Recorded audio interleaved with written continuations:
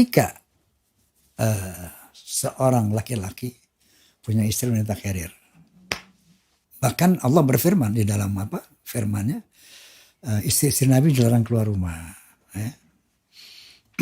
Menjaga kehormatan dilarang keluar rumah.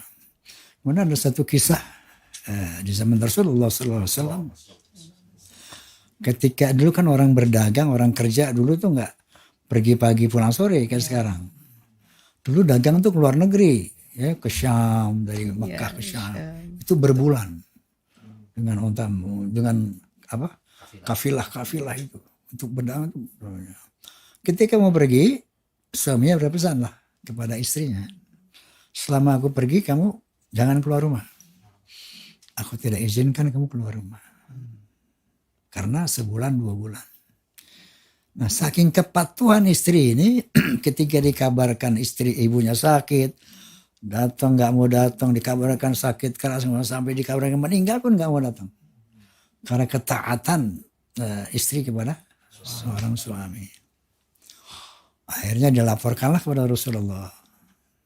Ya Rasulullah, ini kakak saya ini, saya kasih tahu ibunya sakit, nggak mau datang.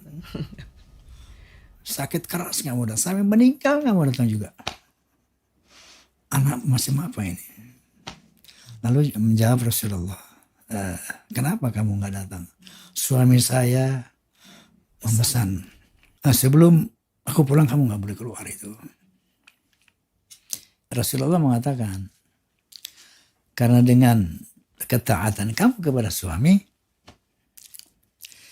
maka ibu masuk surga. Gitu.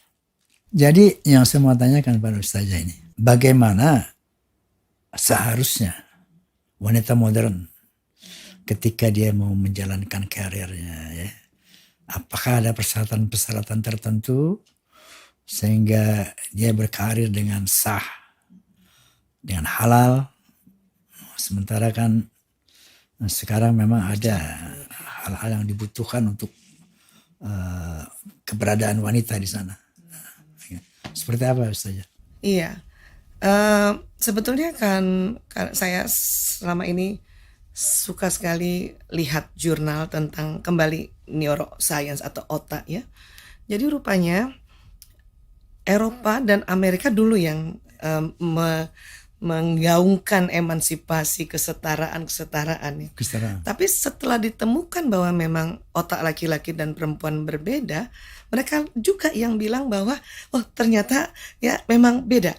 Ya, dia memang tidak sama, mungkin bisa setara, tapi tadi untuk beribadah, untuk belajar seperti itu. Ya, tapi dia tidak sama memang. Bahkan dikatakan bahwa otaknya perempuan itu membackup otak laki-laki. Sebetulnya puzzle-nya gitu. Membackup otak laki-laki. Seperti. Jadi kalau tadi laki-laki hipotalamusnya yang lebar, di perempuan ada otak, kalau hipotalamus ada di dalam sini, ada melengkung ke belakang. Itu ini punten masih pakai bahasa Latin karena syaratnya itu. Ada namanya melengkung corpus callosum. Ya, di tengah dia menghubungkan otak kiri dan kanan. Perempuan lebih tebal, 30% dari laki-laki. Nah, karena lebih tebal itu, maka perempuan bisa mengerjakan lebih dari satu pekerjaan dalam satu waktu. Yang sekarang orang bilang multitasking itu. Itu karena memang Allah setting otak perempuan, corpus callosumnya lebih tebal. Sementara laki-laki lebih tipis. Nah, laki-laki karena lebih tipis, laki-laki itu dia otak khusus. Jadi kalau dia mengerjakan satu pekerjaan di depannya, satu saja. Itu laki-laki. Dan di atas 10 menit apabila laki-laki mengerjakan sesuatu, dia konsentrasi, ya fokus, pendengarannya menurun. Nah, ini yang kadang-kadang kalau istrinya manggil nggak denger. Asik.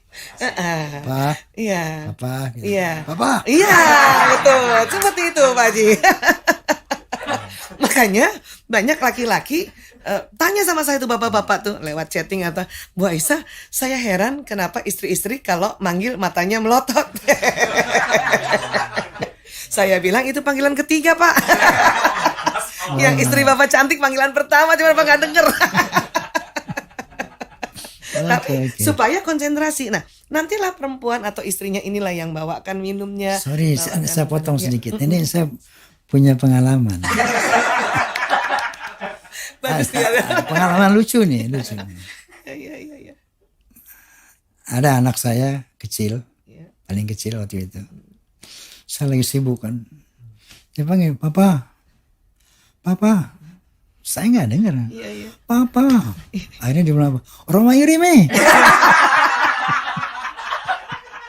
Itu kejadian. Saya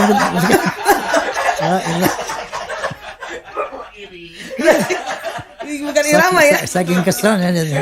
Dia bukan irama jadi. Roma Irimi. Iya, itu berarti udah panggilan keempat tadi. Makanya nengok.